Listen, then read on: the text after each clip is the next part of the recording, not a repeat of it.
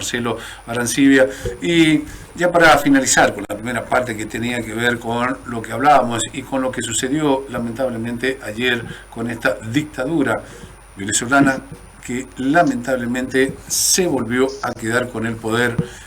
La verdad que, Marcelo, cuando uno veía en la noche del día de ayer las pantallas nacionales y podía observar frente justamente a la embajada venezolana en la República Argentina a los cientos o miles de venezolanos que se acercaron con esta ilusión de volver justamente a tener una libertad, a tener el derecho de elegir, a terminar con la dictadura, quedó trunca. Y cuando escuchaba muchas veces las historias de muchos de los venezolanos que viven en nuestro país, agradecían a la República Argentina por la forma que los había tratado, y ante la pregunta que le hacían varios periodistas, si hay nuevamente democracia, si cae Maduro, vuelven a su patria, muchos decían, no lo sé, todavía no sabemos, porque la Argentina nos trató y nos trató muy bien. La verdad que toda esa ilusión, Marcelo, quedó en la nada, ¿no? Bueno, hay que esperar a ver cómo la comunidad internacional logra convencer, si se permite esa expresión, a la dictadura chavista de Maduro a retirarse del poder, aceptando el resultado electoral de forma honesta y transparente. Pero como decía antes que se cortara la llamada, el contexto internacional del siglo XXI es muy distinto a la de fines del siglo XX, porque, bueno, países como Rusia, China, Irán, son jugadores en este contexto internacional que sostienen este tipo de dictaduras. Ese es un juego, digamos, mucho más complicado que el que simplemente o el que difícilmente están llevando adelante el pueblo venezolano. Por la parte nuestra, bueno, es lamentable la gente que levanta en Argentina las banderas de los derechos humanos y terminan apoyando a esta dictadura que, como la de los militares en la década del 70 del siglo pasado, violaban los derechos humanos. Bueno, claramente en Venezuela esto está ocurriendo, lo cual nos indica que lo mal que hemos estado los argentinos durante mucho tiempo cuando han gobernado los Kirchner y hacían negocios y sostenían al régimen de Chávez y de Maduro, sabiendo lo que allá estaba ocurriendo. Y por lo que hablaba del parentesco en cuanto al modelo económico basado en vivir de la renta y usar esa renta para hacer crecer a más no poder el aparato del Estado para controlar electoralmente a la sociedad. Así como en Argentina fracasó y fuimos capaces nosotros, porque nuestra democracia está viva, sacarnos de encima a los que querían ir por todo, a los que invocaban Cristina Eterna, a organizaciones que lamentablemente dejaron de ser o dejaron de representar un símbolo para todo el país, como eran las Madres de Plaza de Mayo, que antes de las elecciones pedían por la victoria de Maduro, sabiendo lo que es Maduro, sabiendo la cantidad de desaparecidos, de ejecuciones sumarias que hay en Venezuela. Entonces, bueno, hay todo un proceso que hay que reconstruir también en Argentina, para que democracia y derechos humanos se conjuguen en el mismo verbo y no según sea el que esté en el poder. Así que, bueno, esperemos que el pueblo venezolano encuentre la salida, que la democracia sea respetada, que el resultado electoral sea acatado por la dictadura y, bueno, comienza un principio de reconstrucción de algo que ha sido muy destructivo, como ha sido estos 25 años de gobierno chavista. Pero bueno, esperemos ver qué es lo que pasa en el contexto internacional. La actitud de Lula de Brasil sería muy importante. Claro. Lula tiene que redimirse con los sudamericanos, con los latinoamericanos, así como en su gobierno llevó la corrupción de Odebrecht y otras grandes empresas brasileras a toda Sudamérica. y apoyó estos regímenes en nombre de mantener estos negocios, puede hacer que ahora cambie de criterio y él no avale, no se espalde este resultado electoral, que otro tanto ocurra con Colombia, y bueno, esperar que las cosas no se desmadren y que esto no termine en un conato de violencia en un país que está absolutamente partido, y hay una tremenda mayoría que ya no es escuchada por esta dictadura. Esperemos que así sea y que la violencia no llegue a este país tan querido por los argentinos como es Venezuela y a su pueblo. Pero te traigo a la República Argentina porque, bueno, fue, decías recién, un fin de semana muy político a nivel internacional, pero también lo fue a nivel nacional y a nivel provincial. A nivel nacional, bueno, ayer pudimos observar y escuchar en lo que es, como ellos le llaman, ¿no?, la inauguración.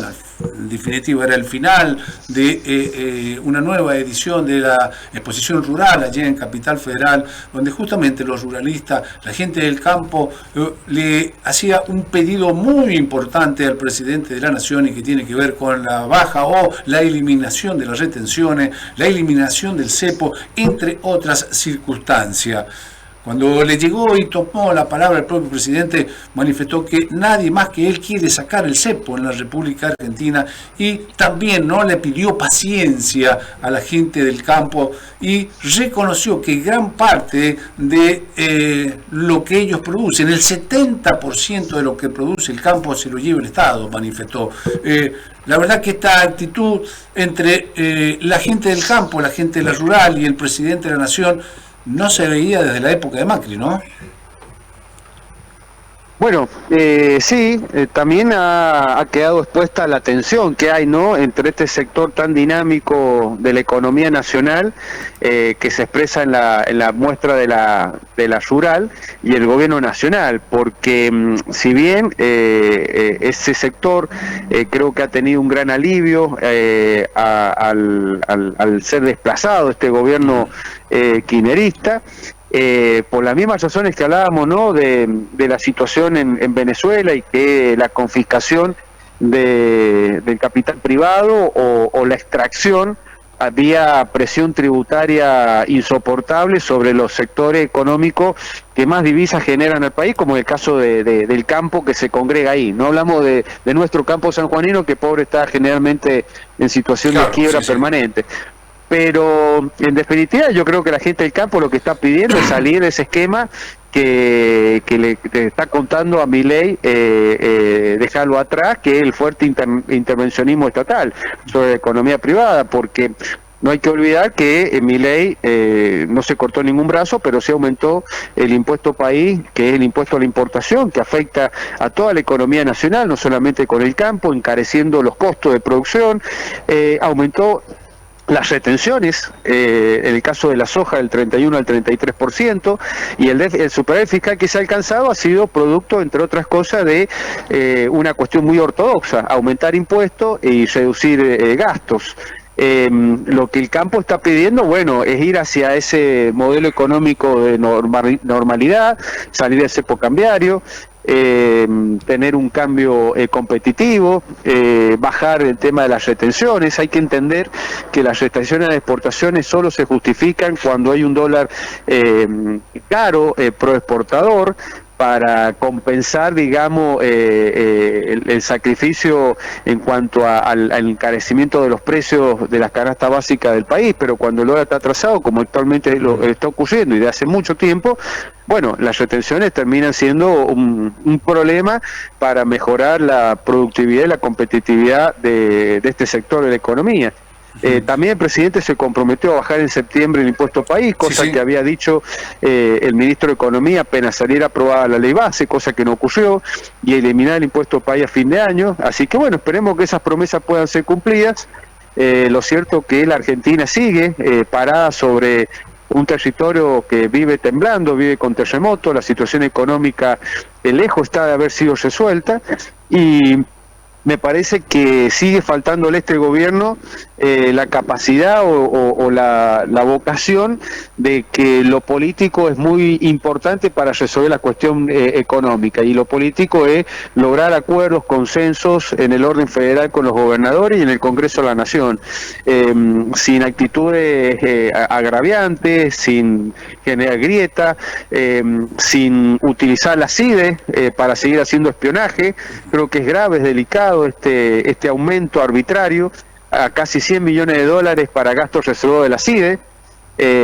Así que bueno, creo que todos tenemos expectativa, pero todos tenemos también preocupación, porque el tiempo pasa, la inflación va bajando, pero se van desacoplando o desacomodando otras variables. Claro. También se pudo observar ayer, ¿no? Porque, bueno, hablaste un poco, ¿no?, de lo que significa, ¿no?, esto de tratar de formar consenso con la oposición, con los dialoguistas, con la gente del trabajo, con la gente del campo. Pero, mientras tanto, se pudo observar también, ¿no?, una feroz interna dentro de lo que es el partido gobernante. Estamos hablando de los libertarios, y se pudo observar en los últimos días justamente una gran diferencia entre quienes son las máximas figuras del país, como es el presidente Milei y la vicepresidente, la señora Villarroel, ¿no? Bueno, a ver, creo que Milei está aplicando un viejo axioma de Richard Nixon, que decía que no se gobierna con lo que te ayudaron a llegar al poder. Ah, bien. Esto está claro, que cuando decide sacar a su staff económico que iba hacia la dolarización y hacer estallar el Banco Central como principal responsable de la inflación, y pone a Caputo, a Sturzenegger, a gente que tiene una visión económica distinta a la del presidente, bueno, está claro que ese mensaje por ahí no es tomado en cuenta por mucha gente que ha creído en Milei, que cree en el anarcocapitalismo, en el libertarismo, pero que lo cierto, el presidente va hacia una postura, yo diría, ultraconservadora, y con una fuerte intervención de la economía por parte del Estado. Esto es lo que se está viendo. Ese mensaje creo que, por ejemplo, en San Juan no he leído por grupos libertarios que se sienten afuera de la representación en la provincia de San Juan, que lo monopoliza el partido ADN. Y bueno, será cuestión de que tomen nota y conciencia del cambio de rumbo que ha tenido el presidente Milei. Lo que sí es preocupante es la ruptura, que todo el mundo dice que ya ha ocurrido y que pareciera ser no separable, entre el presidente y la vicepresidenta, porque ahí entramos ya a un terreno de una crisis institucional. Claro. Sí, increíble. Ahora te traigo a la provincia de San Juan, porque también fue noticia la provincia de San Juan en materia política durante este fin de semana. El sábado próximo pasado, bueno, el Partido Justicialista oficializó una lista de unidad entre paréntesis, también esto que ha sucedido, ya que, bueno, el señor Quiroga Moyano y también la señora Ceva serán los representantes que tenga como lista única el Partido Justicialista el próximo 11 de agosto en esto que es justamente las elecciones internas. Juan Carlos Quiroga Moyano como candidato a presidente y la señora Graciela Ceva como candidato a vicepresidente para conducir los destinos del Partido Justicialista en la provincia de San Juan. Ambos manifestaron y dijeron que su finalidad es justamente poner o abrir las puertas de este partido tan importante en la provincia de San Juan y tratar de contener a todo. Pero llama la atención, inclusive, ¿no?, una frase que dijo el señor Quiroga Moyano, es que hay que ver la influencia y la ascendencia que tienen justamente las decisiones que tome Sergio Uñat o el señor José Luis Gioja. La verdad que uno, con esta última frase, digo, ¿quién va a conducir el partido? ¿Uñat, Gioja o será Quiroga Moyano? Marcelo. Bueno, vamos a ver si se cortó nuevamente la comunicación con Marcelo Arancibia. Lamentablemente las comunicaciones no nos están ayudando en el día de hoy en esto que tiene que ver justamente con nuestro invitado de la fecha. Era la última parte justamente de lo que es el reportaje a nuestro gran amigo, el doctor Marcelo Arancibia, que ya está nuevamente en línea. Y te preguntaba, Marcelo, ¿no?, que te decía que que San Juan también fue noticia política durante el fin de semana, lo fue a nivel internacional, lo fue a nivel nacional, pero San Juan no se quedó atrás, ya que el sábado se dio a conocer esta presunta lista de unidad en el Partido Justicialista con la designación por parte de Juan Carlos Quiroga Moyano como candidato a presidente y de la señora Graciela Ceva como candidato a presidente para ser lista única en las elecciones que se van a llevar a cabo en el próximo mes de agosto, el 19 de agosto para ser más exacto, en nuestra provincia. Pero, a ver, habló justamente el quien será candidato y seguramente el presidente del justicialismo sanjuanino, diciendo de que su prioridad va a ser abrir el partido para tratar de contener a todos. Pero me llamó mucho la atención, ¿no?, una frase que manifestó diciendo de que hay que ver y que va a ser de alguna forma prioritario las decisiones que puedan tener dos figuras importantes como es José Luis Gioja y Sergio Uñat dentro de lo que es el justicialismo. Y la pregunta es, ¿quién va a ser el presidente? ¿Gioja, Uñat o Quiroga Moyano? Bueno, a ver, el presidente va a ser Quiroga Moyano. Lo que pasa que va a ser producto de un acuerdo político de cúpulas partidarias. Sí, yo entiendo que, y esto mirándolo de afuera y sin querer inmiscuirme en la vida partidaria del peronismo y con todo respeto a los compañeros peronistas, creo que ellos deben estar muy satisfechos por ese acuerdo con el menor costo político. El único que ha anunciado una retirada con un portazo ha sido el exintendente Baitrocchi.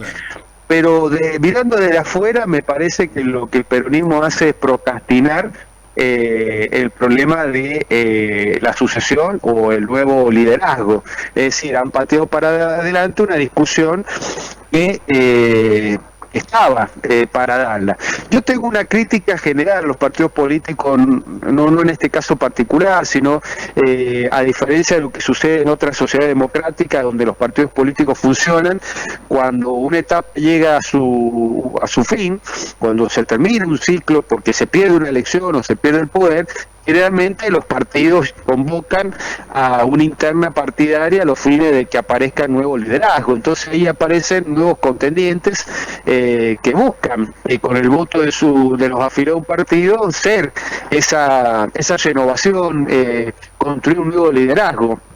Esto es lo que sucede en la democracia consolidada. No es el caso de la Argentina y en particular no es el caso del peronismo de San Juan.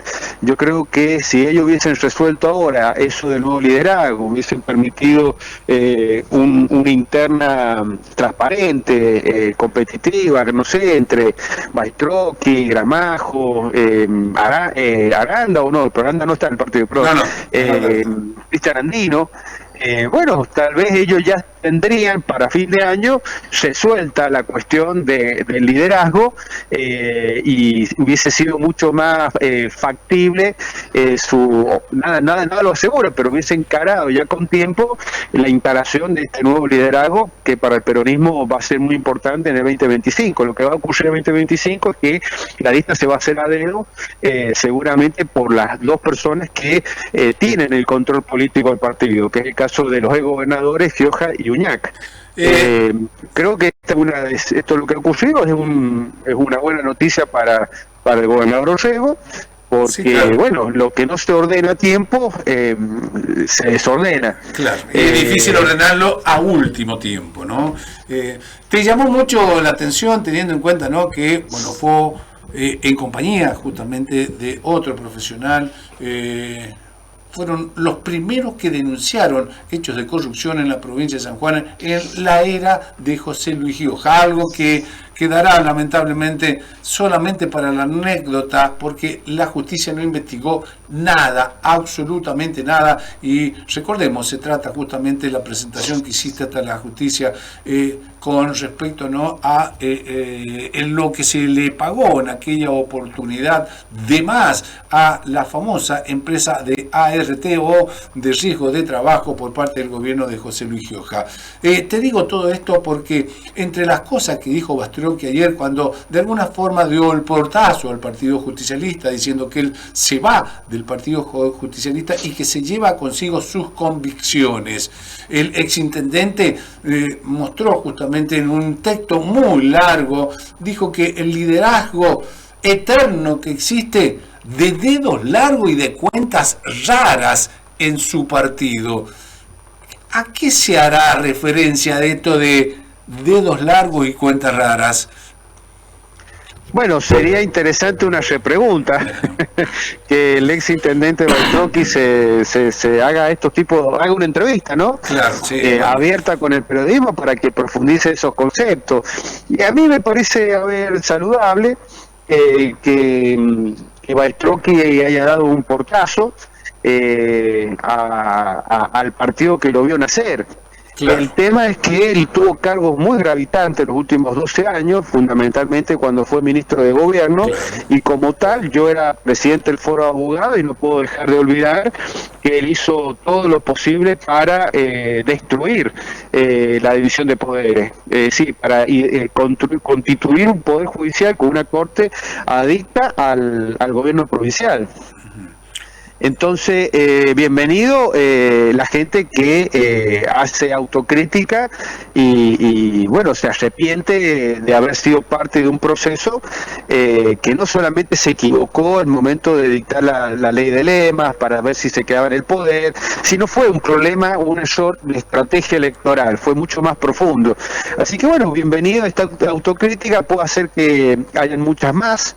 Lo cierto es que en todos esos 20 años nosotros no hemos tenido una justicia independiente, y no solo por la causa nuestra, que fue la única que logró Estado público, muchas otras ni siquiera podían recibir la apreciación de los medios de comunicación en ese momento, pero hace poco se ha tomado conocimiento de que en el año 2013 han habido denuncias por el tema de los desechos tóxicos de las minas Veladero, entre otras, que están ahí en el parque industrial generando, sí, claro, una gran contaminación ambiental, violando todas las normas que protegen el medio ambiente, y que eso había llegado a la justicia y que nunca la justicia hizo nada.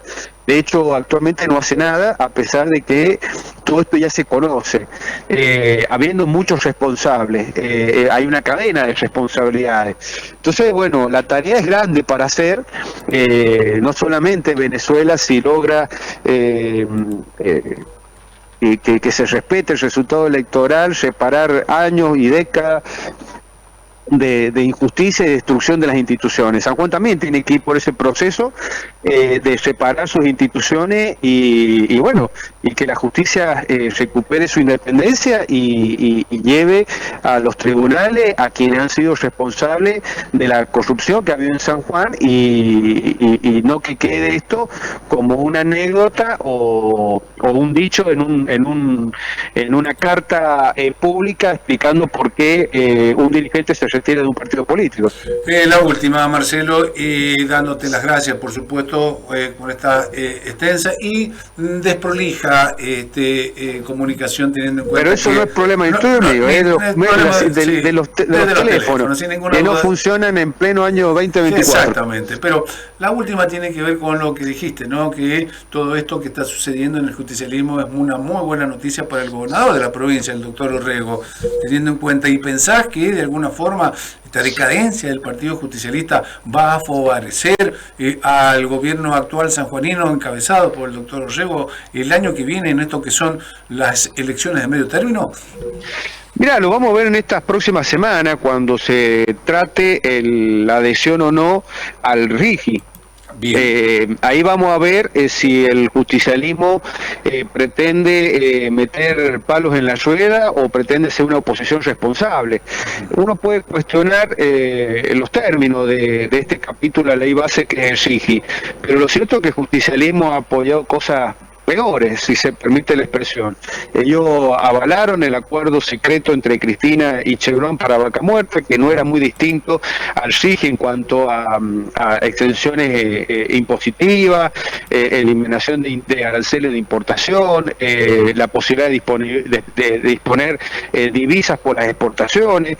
Son los mismos dirigentes que decían que era imprescindible el acuerdo firmado entre Cristina y Peter Munk, CEO de la Valle Gold, cuando se firmó un convenio muy particular en materia tributaria para Pascualama, porque no todo el oro estaba en Argentina, sino que la gran parte del oro estaba en Chile, y bueno, son los mismos que han subsidiado esta actividad, compensando el camino minero con regalías mineras, o compensando la infraestructura eléctrica con regalías mineras, y ahora, bueno, se hacen los ofendidos y los defensores de la soberanía tributaria del país, o que va a destruir el medio ambiente, o que va a afectar a la cadena de proveedores de la provincia de San Juan.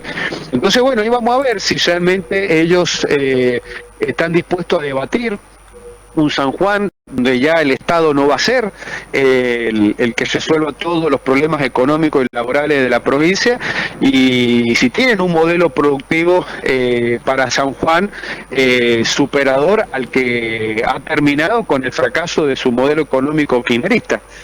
Si van por el no rotundo, como han hecho a nivel nacional, bueno, evidentemente ellos lo que apuestan es al fracaso del gobierno de Orrego y Fabián Martín. Bien. Marcelo, como siempre, muchísimas gracias por tu tiempo, por tu largo tiempo, por tu atención y por estar siempre predispuesto a hablar con la gente de Los Cronistas en la mañana, con la gente de Radio Habla. Muchísimas gracias, Marcelo, que tengas un buen por favor, día. muchas gracias a ustedes. Un saludo a la audiencia. Bueno, fue el doctor Marcelo Arancibia hablando de todo lo que sucedió en este fin de semana a nivel internacional, nacional y también en la provincia de San Juan, con un contexto realmente político bastante delicado a nivel internacional, con esto que sucedió justamente con el presidente y la visita a la rural, y con lo que va a suceder dentro de un par de semanas más cuando hayan elecciones en la provincia de San Juan en el Partido Justicialista.